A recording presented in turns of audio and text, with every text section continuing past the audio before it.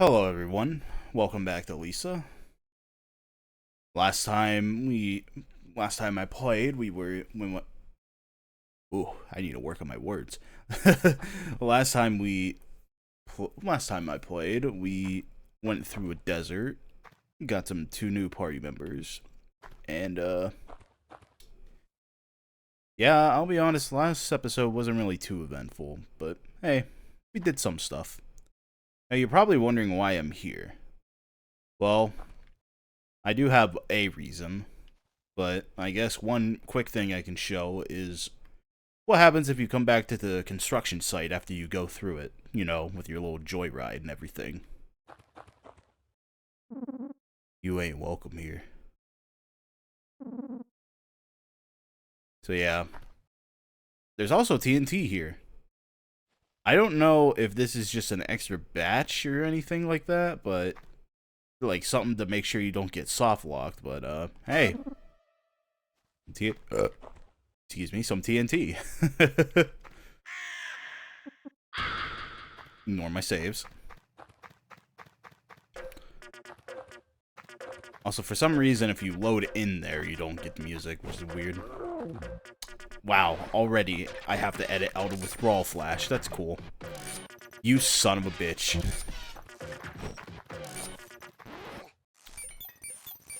But yeah, I'm gonna warn you right now, with today's episode, we're gonna be mostly focusing on expanding our gang. I will be going to one new area today, but with the things we're doing, it's not gonna be that eventful. But there will be one thing we'll end up doing in the next episode that we'll see there. And since we're on this journey of expanding our gang, let's start with the first one right here. You remember that green paste we got all the way back to the Fishman area?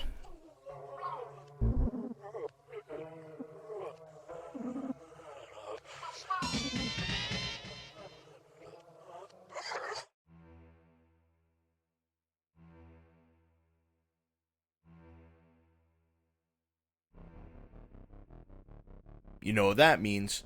Fish! Carp is an absurdly good party member, boasting a stupid amount of agility and being another goober with multi-hit attacks in the form of Fever River. He gets 3 variants of it through his levels, and his final one, Fever River 3, hits a single target a whopping 7 times. But that's not all.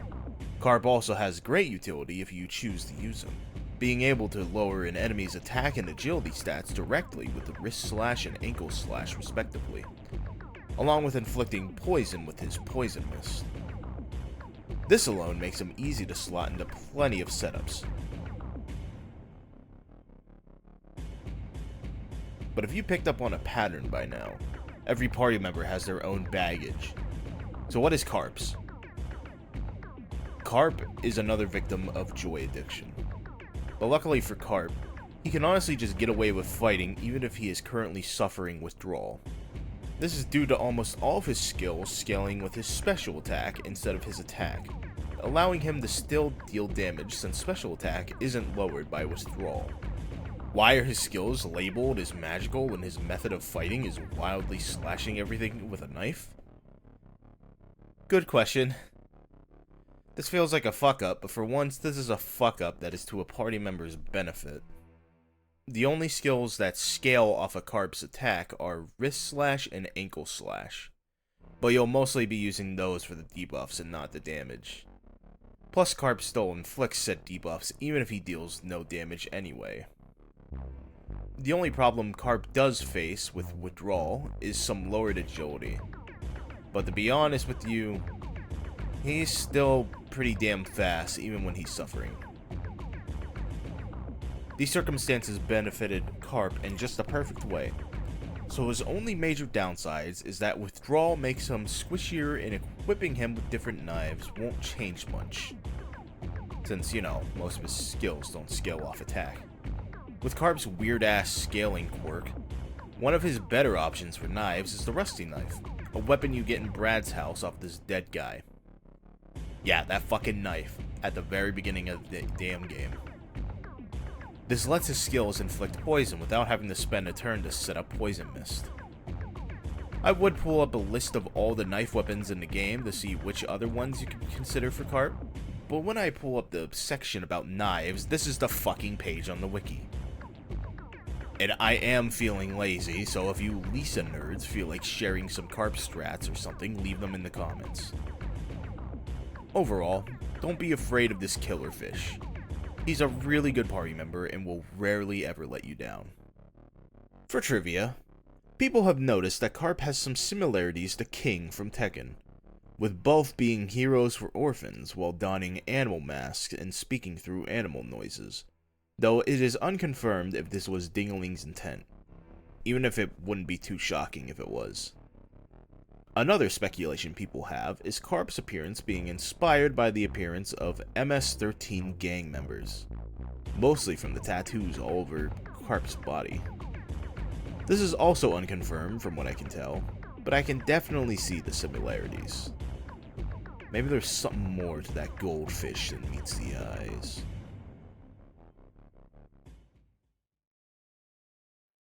Alright, isn't that lovely? Oh shit, I thought he would just auto-join the party. Oh, nope, there he is. Wait, then, what the fuck? Where are you? But, am I blind? Okay, maybe I'm blind. Wait a minute. Did I never get that knife back there? Did I sell it? Oh, I hope I didn't. Oil chest. Oh boy. Alright, let me think of what accessory to give this guy. Let me see here. Give him a cape. Yeah, fuck it. Why not? Alright. Well, I guess since we have our fishy friend here, I'm gonna go make a quick... Wow, why'd that load so weird? Jesus Christ. I'm gonna go make a quick pit stop.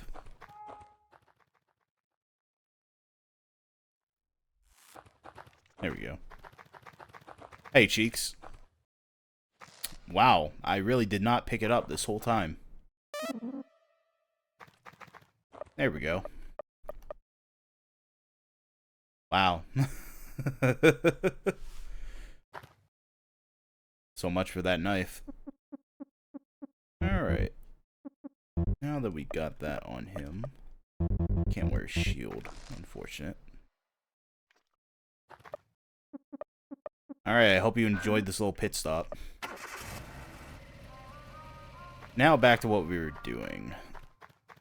If I remember right, I believe it was this way. Yeah, I don't feel like saving. It's whatever. If I'm wrong, I'm wrong. It was not this way.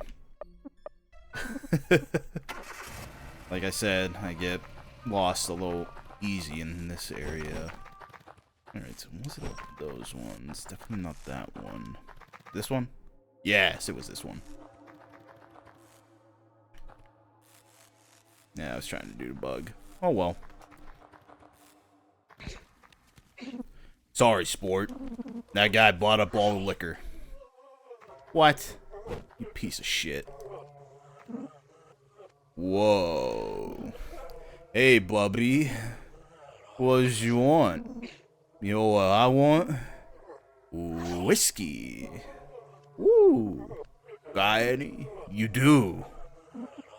Share. So yeah, that Olathian whiskey, I think that's how you pronounce it.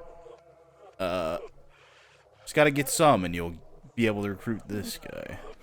Attaboy. Say, I like you, bud. I love you. You're good people. Who needs family? I don't need them anymore. Buds for life.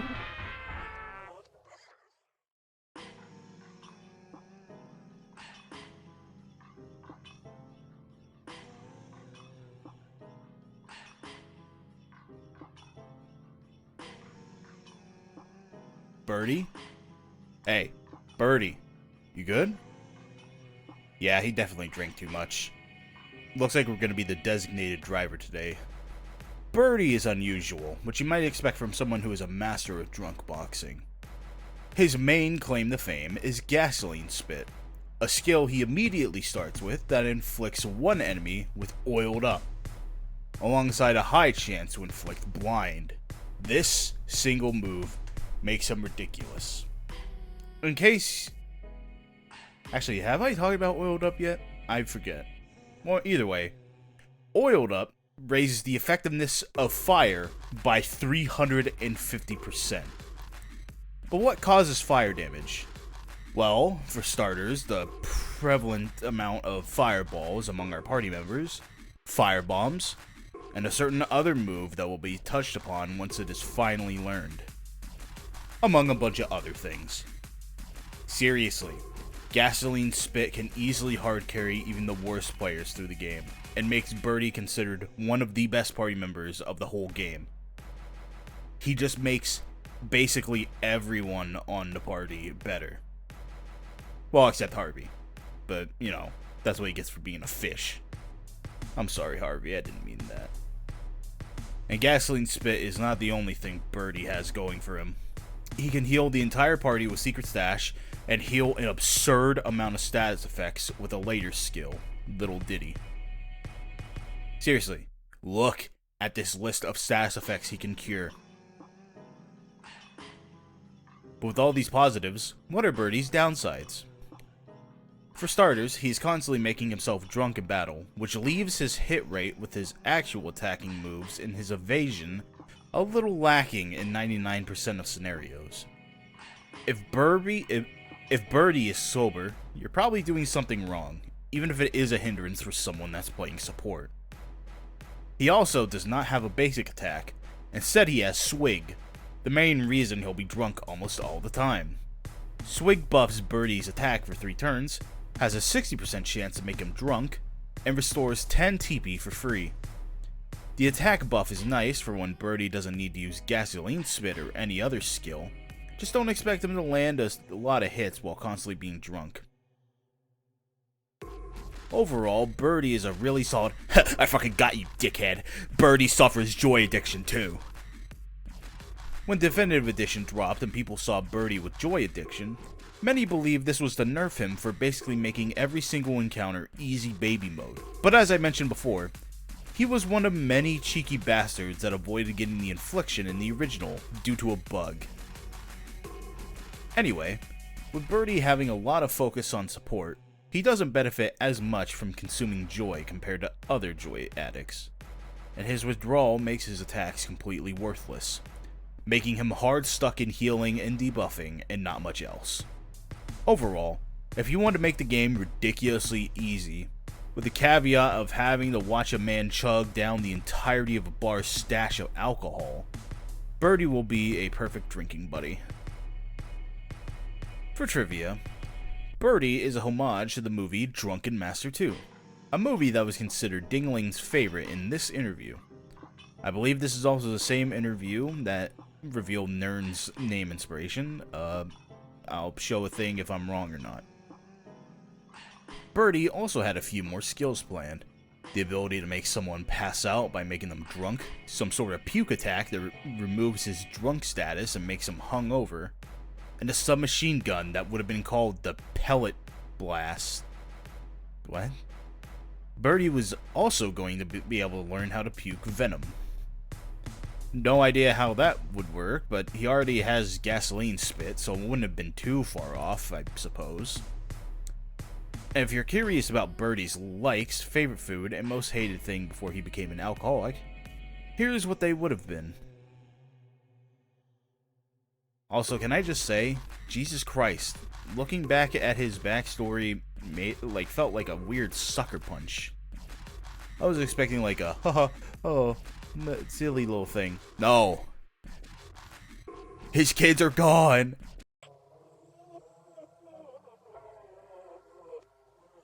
So yeah, don't expect me to use Birdie too much because he makes this game really fucking easy.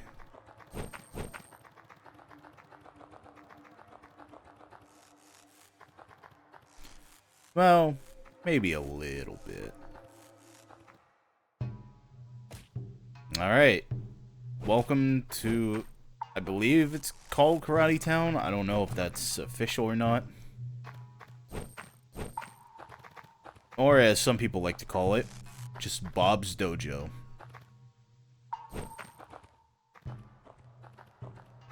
Okay, cool house with nothing in it. Let me make a safety save so I don't just fly off the edge.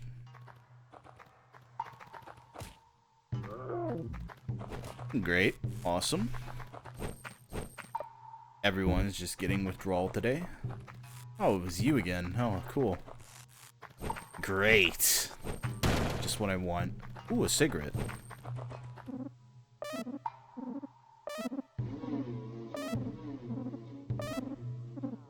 Why is my game lagging? Hi. Cool conversation. I can't blame him. That's how I am sometimes. God damn it, you're gonna hear that squeak now. Ugh, why am I making all these squeaks? I forgot the next move. I'm having a bad brain day. You and me both, man. Don't touch. Don't touch.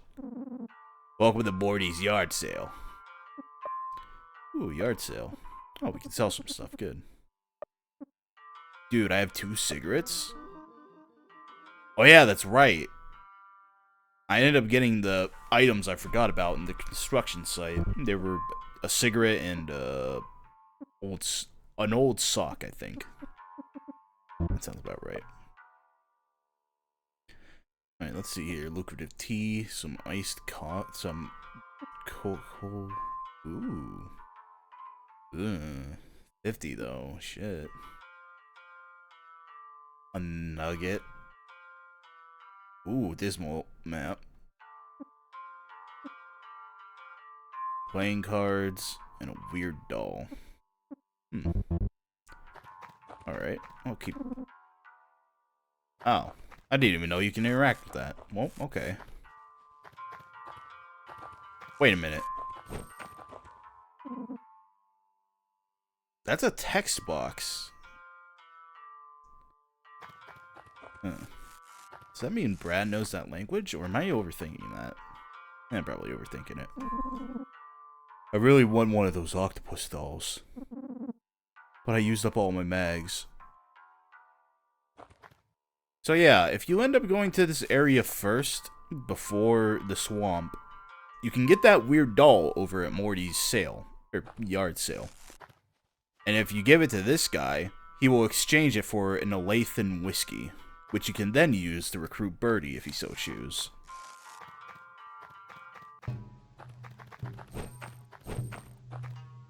So yeah, they accounted for that. Isn't that nice? What's going on in here? He's so strong. But it doesn't matter. Just you wait, Tiger Man. When our master comes back, you're in for it. He will crush you with his mighty fist. Honey, I'm home. Back from my morning jog.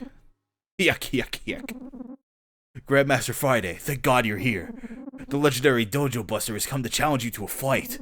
He's killing everyone. Only your great strength can save us. Oh God. Now what? Yeah, we'll do that next time. Like I said, that's gonna be the main thing next episode. That's right, motherfucker. I'm keeping you on the edge of your seat.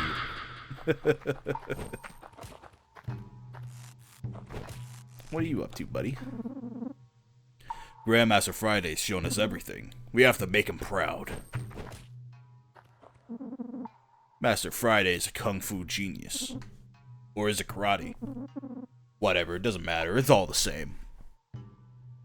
Yeah, if you think about it.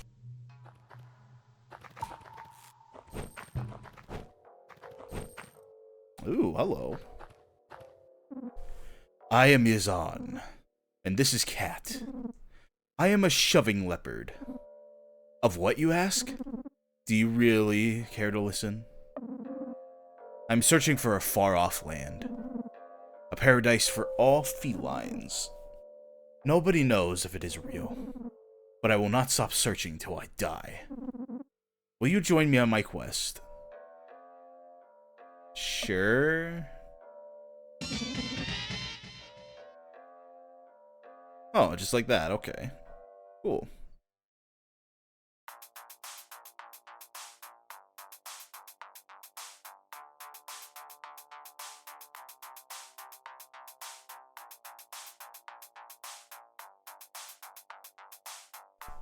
The cat shepherd himself and his trusty Catherine joined our gang, and apparently neither of them have ever heard of Cat Island. Well, regardless of their lack of Google Maps, Yazan is a nice party member to join our gang. Yazan has a good amount of skills at his disposal, with a pair of skills that provide some speed control. Perfect increases the agility of your entire party for 4 turns. Though one thing to keep in mind is that it lacks certain hit, meaning it can miss. Why? I don't know. Maybe some people get sick of looking at cute cats too often. And if combined with Wrath of the Wind to reduce an enemy's agility, you can easily make your party go first. Well, assuming you aren't facing someone that's absurdly fast like Sweet Tea Rakim. Yazan also has a move called Bad Muse, where he throws Cat at an enemy to cause various effects, while losing Cat for 3 turns. Wait a minute. Why does that sound familiar?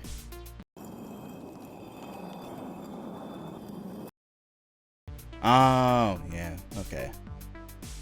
So just like with Critter Clamp, Bad Muse did not work at all in the original game. I assume it has been fixed in the Definitive Edition, considering Critter Clamp was fixed. If someone wants to verify that for me, feel free in the comments.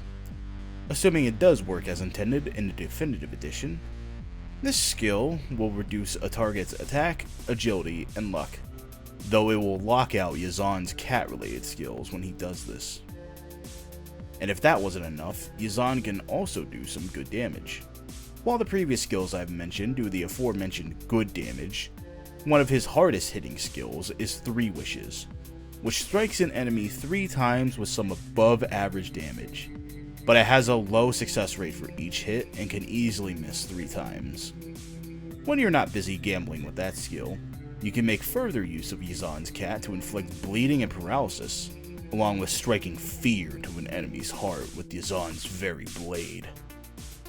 And if that isn't enough, Yazan eventually learns Cat Lick and Bloodstained Blade to refill his own HP and SP respectively, meaning he will eventually not really need items to stay in shape, especially if Cat Lick crits and heals Yazan for a lot.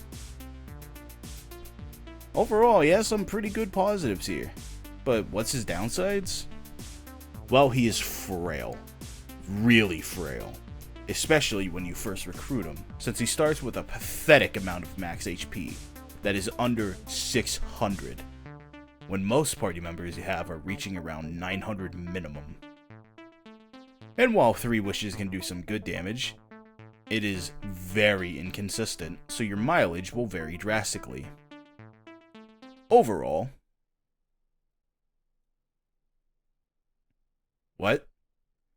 Oh. No, Yazan doesn't suffer withdrawal. Overall, if you think speed is the best stat in an RPG and want someone to control turn orders with ease, Yazan will be a perfect addition. Or you can add him if you also like cats, I guess. Yazan has one bit of trivia that is rather spoilery, and by spoilery I mean is related to the end of the game, so I unfortunately will be leaving you with this. He is another one of the Kickstarter backer party members. We'll collect them all eventually. We're getting close. So yeah, like I said, there's gonna be a lot of party members. And I just realized I missed one in my list. I was gonna do these in a certain order. God damn it. Looks like I'm going off script already. For our next party member we'll be getting, we're going to be taking another road trip. And it's going to be to a familiar area. You'll see what I mean soon. Oh yeah, since I'm on my way there, here's one of Terry's new moves. Hot Dance.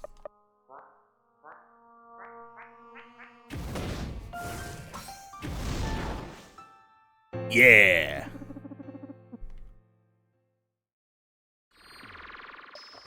Okay, maybe it's not that impressive, but it's a fire attack, so it's whatever. Yeah, welcome, hello, or welcome.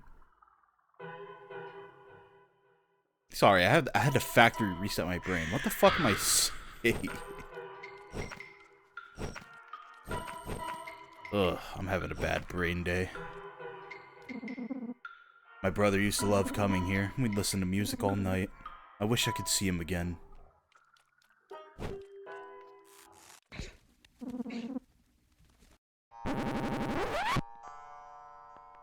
Wow, that's not supposed to happen. Jesus Christ.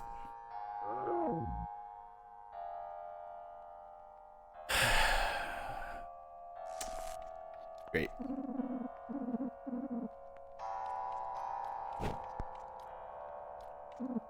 This song, my brother's record. You must know where he is. Take me with you. A solitary man. His love of music can aid you in battle. He plays the guitar with all his heart and soul. Thank you.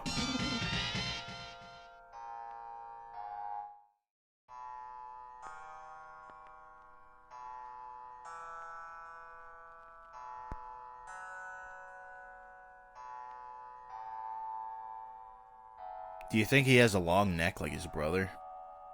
Ugh, I hope not.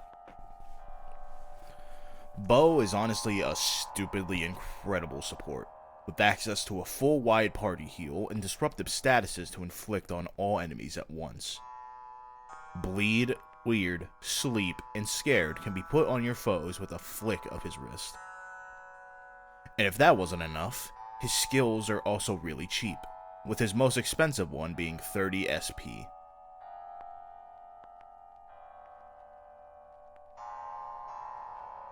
And he can even cure multiple party members at once of these status effects listed on screen. Look at this. This is just absurd. Bo also kinda got buffed in Definitive Edition. In the original game, Bo's combo strings would spend 5 SP per key, causing people to just pick his skills from the skills menu, because why would you waste SP doing that? This SP cost has been removed, and people still don't use the combos anyway, which I don't blame them for. I even don't use them. This is mainly because Bo's combos don't do any damage like anyone else. But despite this, they have one niche use case. If you plan to use one skill on Bo, but find yourself wanting to heal when the enemy moves before Bo and just did something that hurt the party badly, you can instead choose to use his heal skill, if you remember the combo, which makes him really flexible, and just being able to just go, oh shit, never mind, I want to do this. Even if you don't make use of this, however, Bo is still just really good. While he makes an incredible support, Bo's biggest downside is that, like Garth, he is only support. He has one method of attacking people outside of items, and it doesn't even do that much damage to begin with. And to compare him to Garth real quick, since a lot of people tend to, Bo's advantages over our underwear compatriot is targeting all enemies for debuffs and all allies for recovery, along with his skills having certain hit. But in exchange, he has less skills compared to Garth, meaning he has fewer options of status to inflict on enemies, and also lacking options to directly raise the stats of his party members in a battle. Bo can only give one buff to your party, and while it is a really handy buff in the form of Iron Body, he gets this skill dead last at level 25, which will be much later in the game if you aren't, turbo grinding on those shadowy figures. If I was playing the original game, I would say pick Bo 100% of the time, since one of Garth's skills in the original is completely broken. But in Definitive Edition, with that skill fixed, It's harder to say. I personally say Bow is still more effective overall, but they do have their own advantages. Then again, Bow doesn't have to deal with withdrawal. Overall, if you want someone who supports the party by disrupting enemies and healing your party, Bow is your man. Just remember that Bow will probably be the closest thing to a pacifist you'll ever recruit into the gang. For trivia, Bow and his brother Henry are named after WWE superstars Bo Dallas and Bray Wyatt. That's mostly it with trivia. Bow is just one of several mysterious people that joined the gang. Also, I'm pretty sure I don't have to explain the reference behind mom's spaghetti as Bow's favorite food.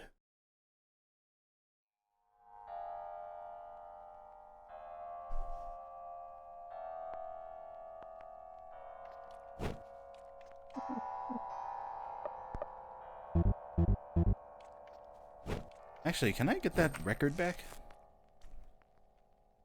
No. Okay. Well.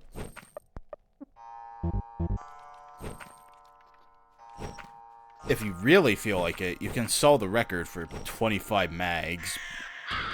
But that doesn't let you get Bow. Which, why would you do that? Since we're already on a quick detour with Bow here, just wanted to take a moment to show what happens if you bring him back to his brother. Let me do a quick save here. Yeah, like I said, this episode's gonna be all over the place. I have no idea what it's gonna be like. Ugh.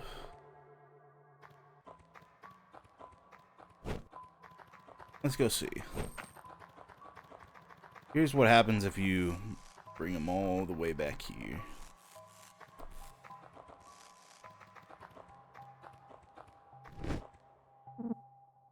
Oh God. Henry.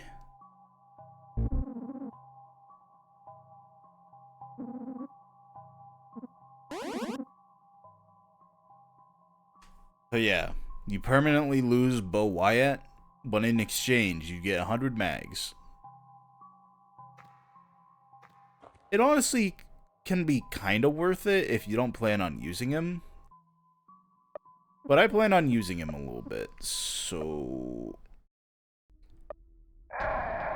Sorry, Bo, not today. Now, unfortunately, for the next party member...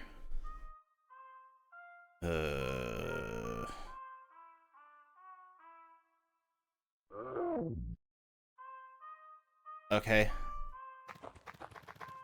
Fucking... fantastic.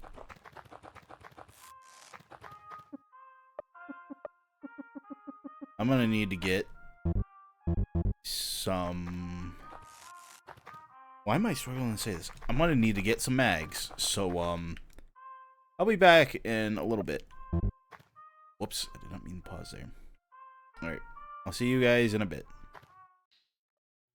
Ugh, okay. That took a little while. Let's go see what's up going on with this guy here. Hello, weary traveler. Welcome to Jack's Traveling Magic Show. You pay me and I'll travel with you and perform.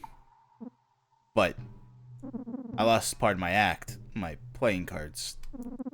If you can find me some new ones, I'll perform for free.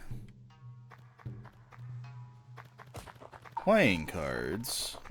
I wonder.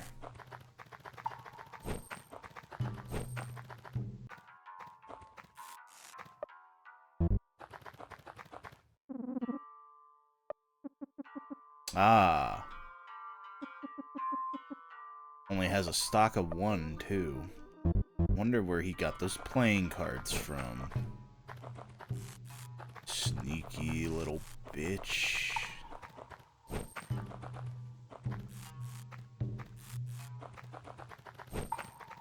Alright. Now let's just... Playing cards! Wait. Those are my old cards. How did you... Are you a magician? Whoa.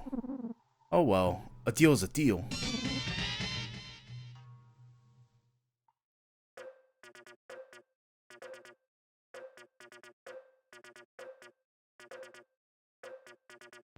Well, this little bastard cost me 200 mags. Hopefully he was worth this price. Unlike every other party member, Jack is a young kid who grew up during the apocalypse of Olathe, with nothing but a magic kit. And honestly, this magic kit he picked up is weirdly helpful. His main standout gimmick is his magic hat skills, which can do a bunch of various things. He has 4 variants of Magic Hat with their own little events, but I'll be real with you, I cannot read code to save my fucking life. So unfortunately, you're stuck with knowing the bare minimum of it. If anyone is more knowledgeable about Magic Hat, please share in the comments. Anyway, Magic Hat can potentially give Jack stink, make an enemy wary, scare an enemy, confuse an enemy, do nothing, put an enemy to sleep, poison an enemy, do a strong and paralyzing attack, blind an enemy, give an enemy depression, or shoot an enemy for high damage. While the majority of these effects are certainly helpful, the biggest problem with the Magic Hat is that all of these are random, which means unreliable, especially with one of the outcomes being literally nothing. He also has a trick card that inflicts burning. It sure exists. But the thing that makes Jack really stupid, and I mean that in a good way, is Juggle. Juggle targets all enemies, does stupid amounts of damage, and has a high chance of inflicting burn.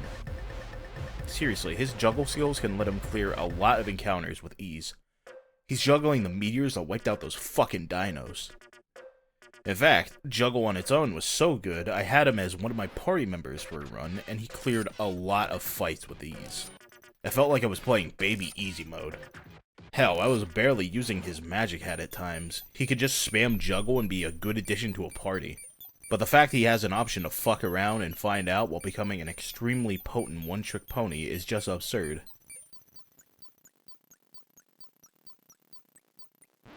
Who the hell's Farty?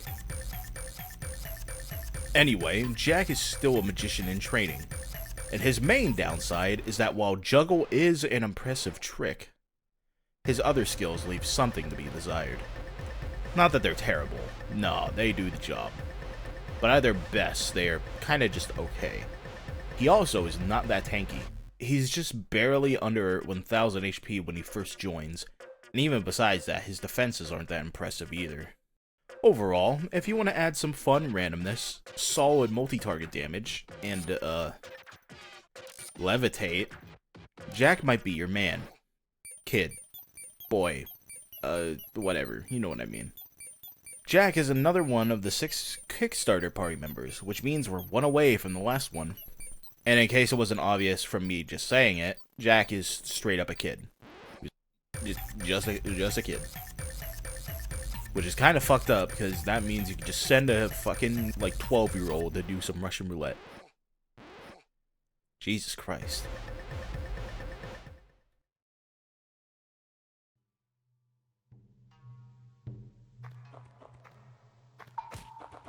Did I even interact with everyone here now that I think about it? Whoops. Talk with you, you.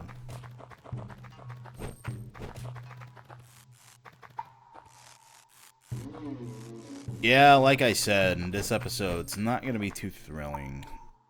Not a whole lot's happening today. But trust me, I do have quite a number of things planned for... Oh, so that's where he ran to, okay. I do have a few things planned for next time. Wait, why am I talking like I'm done for today, actually? There's still one more person here. Alright, who the hell do I have to recruit?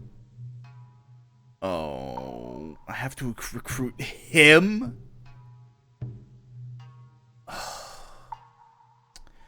I'll be right back. God fucking damn it.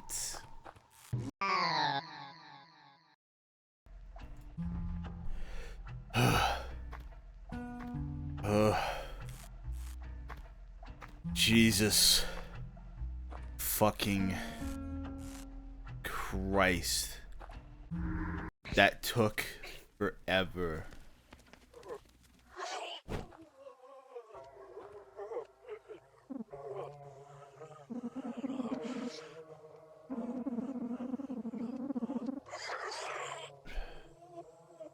All right. Here.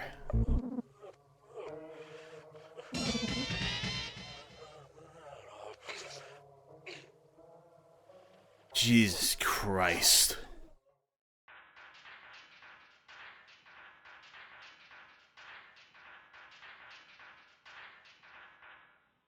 $500 fucking mags. Let's see if he's worth the amount. First things first. Remember Farty's auto state with depression? Clint actually has his own auto state too. You want to know which status he permanently has? Oiled up. Meaning that he permanently takes 350% extra damage from fire attacks. Just fucking... whatever, man.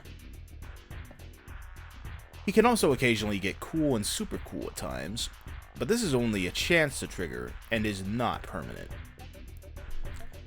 Despite his propensity for oil, however, Clint's skills are just as impeccable as his beauty, as he is one of few party members with a combo dial. His small combo attacks don't hit that hard on their own, but his combo finishers are what make him glisten. That, or it's probably all the oil. Thighcracker can paralyze a target with Clint's chiseled thighs. Magnificent Pose has Clint blind all enemies with his impressive looks. Desperado Kicks can hit all enemies and make them trip.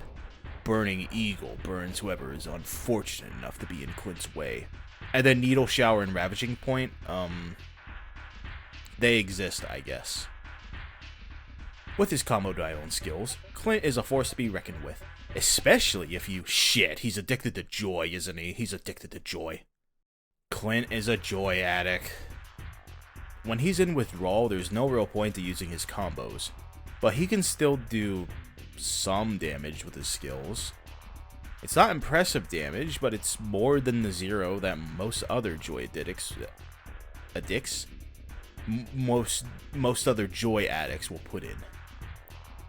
The main annoyance of his withdrawal is his defensive stats being lowered, as Clint is already really squishy on his own. Couple that with him being a patented oil drinker, and Clint can end up being easy down if you're not careful.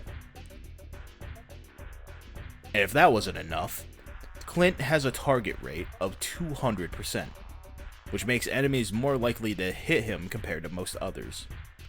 I doubt I have to explain why that's a bad thing. He also isn't as great of a joy user as you may think. While his basic attacks and a combo can crit, none of his finishers can. He isn't the worst user of joy, but there are better options out there. Overall, if you want someone that is basically a diet Brad, Clint is the perfect choice. Well, if you don't mind losing all your fucking mags just to get him. Is it worth buying Clint? That's up to you. For trivia, Clint has the honor of being the second least recruited party member in the whole game, behind another party member we'll meet someday. This is definitely because 500 bags for one party member is fucking absurd. Clint's design is heavily inspired by Michael P.S. Hayes, a former wrestler who had impeccably good looks and blonde hair. One of his previous ring names was Screaming Eagle, which is likely what inspired Clint's Burning Eagle. And for whatever reason, Clint's quote for items dropped from enemies is gutter trash. The same as one of Dudley's win quotes from Street Fighter 3. I don't know why he has a Dudley reference, especially since Clint fights with his legs while Dudley just fucking decks a bitch, but what do I know?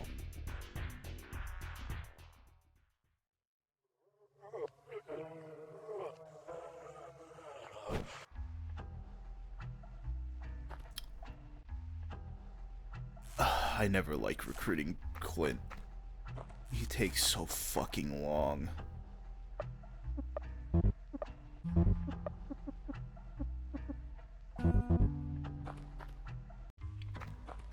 Well, shit.